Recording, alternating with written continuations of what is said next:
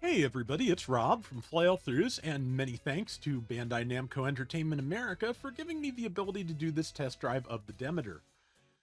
It is from, I believe it's Gundam Walpurgis, which and is piloted by someone claiming to be Haman Karn, but I don't know if that's true or not because I haven't gotten Gundam Ace in a while and I can't actually, read it even if I do. But it's an interesting looking thing. The radiator fins on the legs and the torso kind of remind me of the Gundam Aerial a little bit, which I think that's a good I think that's a good thing to be compared to. I like that design. So yeah, let's take a look at its specifics here. It is a 650 raid, usable in ground and space. Melee priority 3, has space specialization. So a little bit better boost efficiency and like that in space. It is a 4-star, so there's a guaranteed 7-step step up if you want to get it. It has 21,000 hit points, ballistic resistance and beam resistance of 18, melee resistance of 30, range strength of 30, melee strength of 40, movement speed 150, boost speed 230, thruster gauge 85, and turn speed 84. Has 18 close range slots, 17 medium, and 13 long range. For its enhancement points, 900 enhancement points will get it another point of melee damage. 1830 will get another point of melee defense. 2740, another 100 hit points. 3660 will get it its extra expansion slots, one in each of the 3 locations. If you pay to break the limit and get 7320 points, and that's pay in DP, incidentally, you will get another +5 melee. And for another DP limit break and 10,980 points, you get 5% damage reduction while you're knocked down. It's not terrible. Okay, so let's take a look at the weapons. It has a beam gun, which apparently does not charge. Power of 2400, 65% heat rate per shot, range 350 meters, cooldown time between shots 2.5 seconds, and overheat of 13. Yeah, does stun with a regular attack. Has twin beam sabers with a power of 2800. Cooldown time between attacks is 2.5 seconds. Yeah, does not have any particularly special notes in its description. Triple beam guns, 450 per shot, 11% heat rate per. 400 meter range, cooldown time between bursts, I'm sure it's burst fire, 1 second, and overheat of 15 seconds. Let's see, used as a ranged weapon with a reasonable firing rate from placed funnels. I have a feeling docked funnels is probably the best way to put that. Beam Saber times 3 has a melee power of 3000, cooldown time between swings 3 seconds, and it is a heavy attack weapon with a charge time of 2 seconds. Also works with the aerial melee system skill, but can't be used in the air while charging. It has pincer funnels, which do 400 damage per shot, 50% heat rate, 300 meter range. Cooldown time between shots, 3 seconds, and overheat of 15. Also has follow funnels, 250 per shot, 25% heat, same range, fires faster, overheats for longer at 20 seconds. Okay, it has both the pincer and rush funnels, so that's interesting. 300 per shot on rush funnels, 100% heat rate with a 20-second overheat, and same range as the other two. Okay, yeah, so wonder if it can use multiples at once. We will find out, obviously. Let's see. I'm gonna put the pincer funnels up there. I usually keep follow funnels there, so we'll do that and that. And before we get to the skills, I just wanted to mention the part that comes with if you do the full 7-step step up, is Special Strength and Frame Type B, which gives you 5% extra hit points and extra melee resistance of 18. For 11 top slots, 1 mid slot, and 3 long range slots. That's good for a tanky build, but given that this does seem to have a lot of melee options, and stat-wise leans into melee, that does prevent you from using a lot of your melee mod parts to up its damage further. So, it's a trade-off. Okay, so its skill set. It has Assault Booster level 3, which makes it 50% faster to jump, or 60% faster to charge a jump. The speed of the actual jump is 50% higher. Gives stun resistance while jumping or falling. And yeah, but you don't get those effects when you're boosting in the air. Has level 3 melee composite system, which includes balancer and 3-hit melee combo, and reduces reaction when hit by a ranged attack during melee combat. So yeah, it's harder to stun out of its melee combo. It has balancers. Not a bad combination at all. High spec AMBAC. It is kind of funny to me that we're just getting to the point in the game where GBO1 got, where to make everything actually fit on the skill screen, we're getting hybrid skills that combine 2 or 3 other effects. High spec AMBAC 3, which makes it easier to come out of a boost in space. Lets you just go from forward boost straight into standard movement, which works kind of like balancers for things that have AMBAC but not balancers. Forced Injector level 4, which should be really, really boost efficient changing of direction while boosting. A lot of good zigzagging to be done there. Aerial Melee System level 2. Weapons supporting the skill can be used to execute melee attacks in midair when a sit distance from the ground. Also, any melee attacks executed while the skill is activated increase in power by 30%. So yeah, if you use melee attacks, it hits harder in the air. Heavy attack. I think only the Triple Saber does that, but again, we're going to test. When selecting a weapon that supports heavy attack, hold and release the attack button to perform an attack with added power in melee. This attack also ignores buffer damage reduction and pierces enemy shields. Damage recoil is lessened when hit mid-attack, and stagger due to cumulative damage is reduced. So it is harder to stun or build stun something out of the heavy attack, which was already hard. So that's going to be dangerous. Emergency Evasion System level 3, which is basically slightly improved double dodge roll. You will not get 3 dodges in a row out of level 3, but you will be in a better position after your first dodge roll boost-wise than you would be with level 2. Flap Booster level 2. Hold jump during high-speed movement on the ground to ascend, but consumption slightly increases in the process. I'm assuming at level 2 it's a little bit more boost efficient than level 1. Glide Structure level 4. Sends slower in the air, making it easier to perform mid-air actions. Also reduces stagger when hit repeatedly by attacks without suppressive effects in mid-air.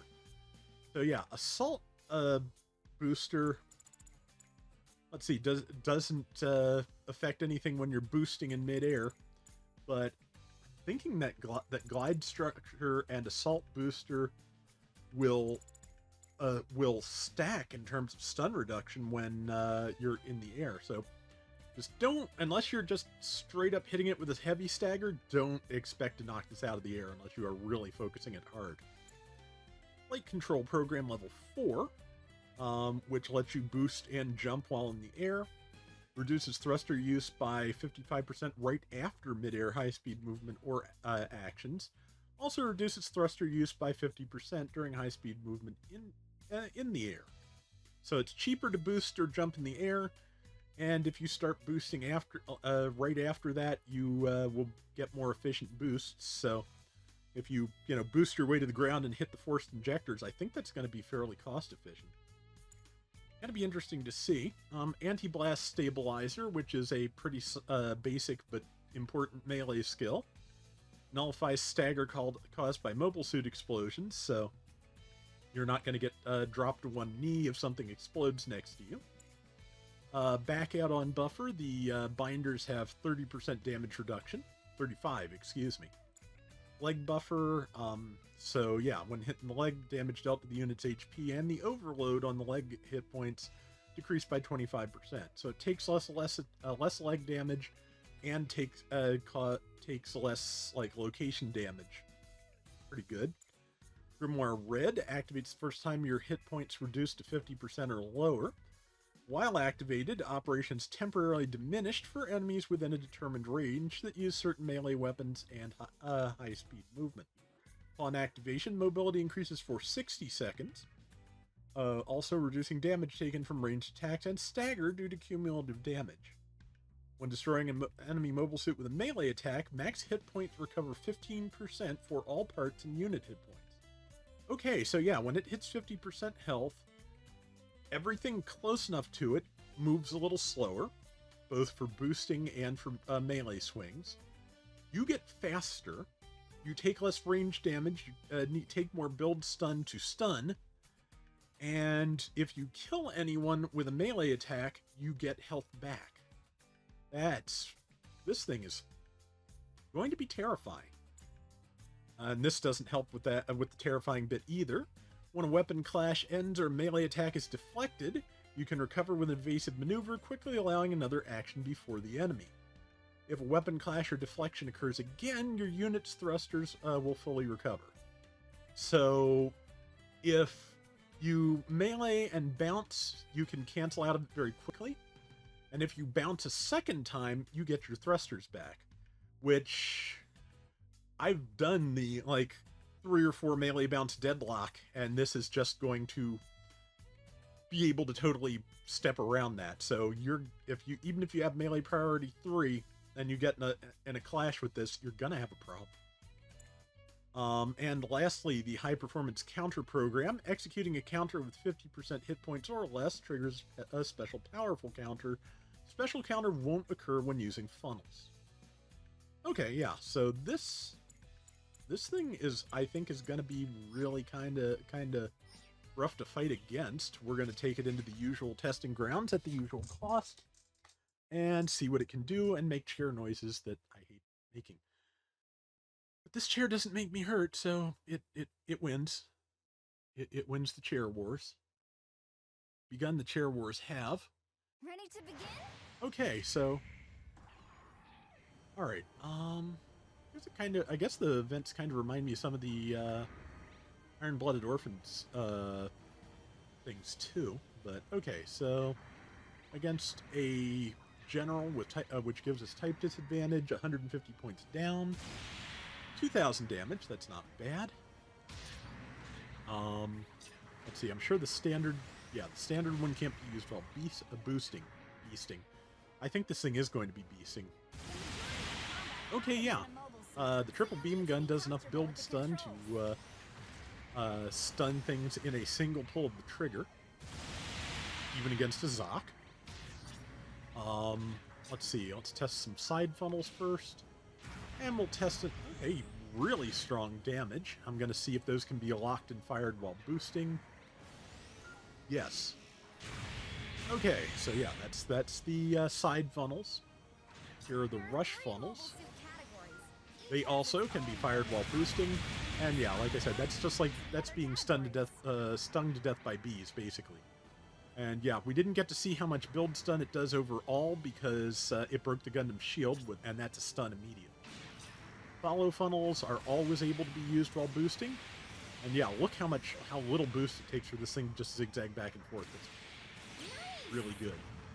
Okay, so that's how all the funnels work. We're going to do the rush funnels on the Zoc because it doesn't have a shield to break. And hopefully we won't break the Zoc before the build stun accumulates. But okay, not enough by itself, but with a single beam gun shot, it works. That's something I want to test.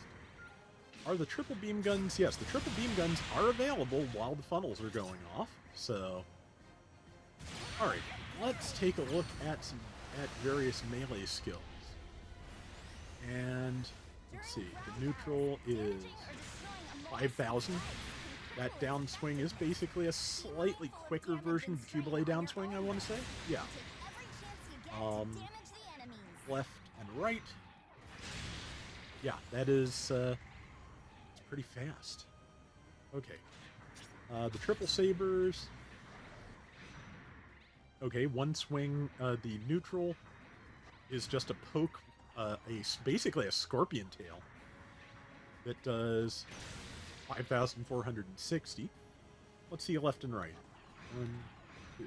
Okay, yeah, so that's going to be, looking at the way that works, I think that the spacing on that is going to be, yeah, very, very particular.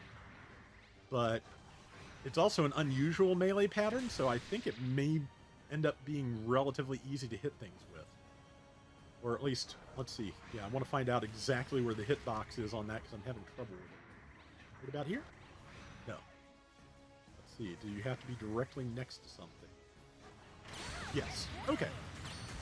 Yeah, so just if something is directly on your left or right, that's the time to use the side swings with this. Let's see. What about if they're slightly behind me? Wanted left, please. Come on. Okay, yeah, slightly behind will also connect. Alright, let's see what the heavy attack looks like. Oh yeah, I haven't done the downswing yet either. Okay, that a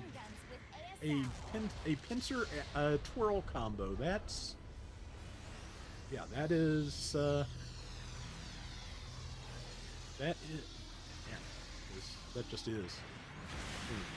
Yeah, the thing is, it really does leave you wide open for a second when you do it. You know, as you probably saw, just that. Yeah, that is going to be. It has a big tell to offset its big damage. And the downswing for this is okay. It is just a focused. It is a focused pincer with all 3 claws. That's not bad. What kind of damage will? Iframes. Well, let's go stab a Zoc. But yeah, this thing boosts forever. It's got really good boost efficiency, and again, in space, it will be even better at it. Crunch. 7,600 on a 500 Zoc. Alright, and I'm pretty sure we will get the same basic thing in the air. We're about to find out. And, yep. But it holds the pose a little bit longer. I think the end of the animation, so you will probably be able to just launch yourself into things fairly easily. Okay, maybe not that easily. Let me try that again, though. And, okay, I did touch down first, but I started the motion in the air, if that counts for anything. We'll try that one more time. Let's see, it said we can't do the heavy attack in the air. I believe it. Yeah, so it doesn't last like the whole length of the animation. The hitbox is not always there. So. But it's there long enough. Okay, yeah. There's also just kind of a little bit of a, odd lurch when it hits the ground. I don't know how to describe that any better, but yeah, that's kind of what I'm getting here. Let's see. I'm gonna just make sure I read right about the heavy attack not being airborne. I did. Just like always with heavy attacks, if you release the charge button in the air, it will just eat the charge and not perform the action. If you release the button while boosting, though, it looks like it will buffer the attack until you let go of boost button. We're going to try that again just to learn. And let go, and boom. Yeah, so basically you can buffer that and just let it rip whenever you stop boosting. Okay, so let's take a look at some of the boost skills here before we go into AI on and test out some of the other effects of Grimoire, hopefully. Alright, so yeah, it does have good boost efficiency. This is Force Subjector. That is crazy good efficiency there. Gonna let that cool down just a little bit. You already saw quick boost, and that lets you boost in the air or jump like that. Yeah, so, and it does have a dodge roll, which we will take a look at in a moment. Yep, nice twirly dodge roll, much like the Q-Blade. Here's the okay, yeah, that's right, that's a Zoc. There is no animation for a counter that hits a Zoc. So, let's tackle this Gundam and see what happens. Okay, the basic one is a kick. I'm gonna just turn on AI because I think to get to the Grimoire skills, they'll just beat me up until I'm there. It'll be fine. All right, that's ready. Alright, yeah, this is... Almost got that Gundam. There we go.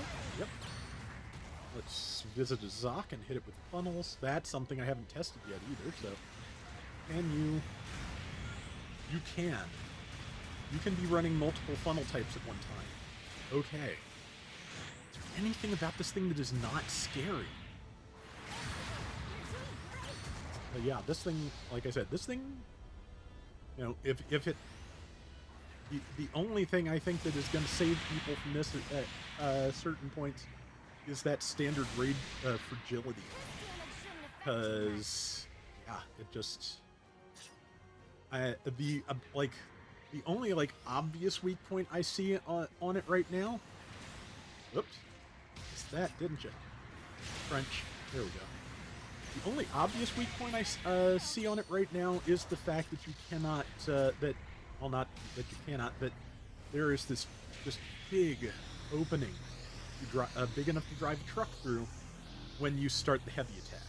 It is ridiculously strong. Yeah, I mean, even the mind-reading tackle on the Gundam did not know how to deal with that. That's kind of incredible. Crunch. I think I was too early on the iframes. I was. Okay. And... stun. Nope. Missed it. And... yeah. This... again, this thing is just absolutely incredibly destructive. Yeah, I don't think the double sabers work for an aerial. No, they do not. Only the triple sabers do the aerial attack, so just be ready for that when you're fighting in the air. And now I'm in Grimoire, which unfortunately we're not going to see the slowdown effects of it because I kind of killed that Gundam just at the worst possible moment. And since nothing else living was in its area of effect, that's a thing. So, matter of fact, I'm kind of thinking by the time I get here, it'll be probably worn off. But not quite, but yeah. I will probably do a respawn at least once and try and get Grimoire activated so we can see the life steal, because I want to see that. But... and tackled. But yeah, it is impressive. So, right. I'm gonna die before I can do what I was looking for. But okay. Yep, pincer and rush at the same time. And follow. And yeah, you are just rolling out damage so fast. Okay. And I've got another Gundam to contend with. I think since Grimoire is over, the lifesteal won't work. I'm going to try and get it set up anyway. And hopefully wear this Gundam down a little bit while I'm trying. 1, 2, 3. Yeah. Yeah. Okay. I guess... yeah, I'm going to leave that Gundam as it is. And... leave it for the next life, probably. We'll test on this Zoc to see if I can get the life steal from melee kills going at this late date, or if Grimoire has to be active to do it. I'm best betting active. Yep. Okay, kill me, Gundam. Thank you. Alright, now, I'm just gonna find that Gundam, set my hit points down to 50%, and we will both hopefully see what Grimoire does to boosting and melee speed, and also show off the life steal, and that will be a good place to call it. But yeah, this is... I'm really interested to see how this thing ends up running in 650, but so far it looks like like I said, the biggest weakness I see in it at the moment, besides, you know, the usual raid squishiness against generals, is going to be the fact that it had just there is a big opening when it does its heavy attack, assuming it is in front of you. Very few things are going to have time to turn around and tackle it if that is an issue there. So, alright, let's just hit that. Find the Gundam that was... yeah, there it is. It is limping. That is perfect. Get a little closer. And hit points 50%. Here's the sabers. Yeah, see how slow it's moving? That's what Grimoire does. And it tackled me because it is doing the mind-reading thing. Also, like, there's like 6 things on the map, and they all want to kill me. That's a problem. There we go. Yeah, I went back up to 7,000 hit points from like 5,000 with the Grimoire effect. But yeah, that Gundam, of course, was not in my attack range when I started, so it and Mizugaki still have full speed. Let's see if I can catch it with the heavy. Nope. Now, you know, now the, Gundam, or the GBO2 Psychic Friends Network is online, and that is, going to be a problem. Okay, I hit it with the side swing, hit it with another side swing, and did not get the Scorpion attack going, but now it just used its boost. Boom. There we go. Yeah, so, like I said, just, you've seen how fast the 500s usually kill me when I'm doing these things, even at when I'm using a higher cost suit. And I am just wreaking havoc on everything in sight. Yeah, like I said, this one's gonna be really strong. I don't, you know. If you've been saving for a 4-star and you like melee raids with basically every trick imaginable, this is going to be a good choice for you. But at any rate, that is going to do it for this Gundam Battle Operation 2 test drive. We will be back soon with more. Till next time, everybody take care and have fun. Later!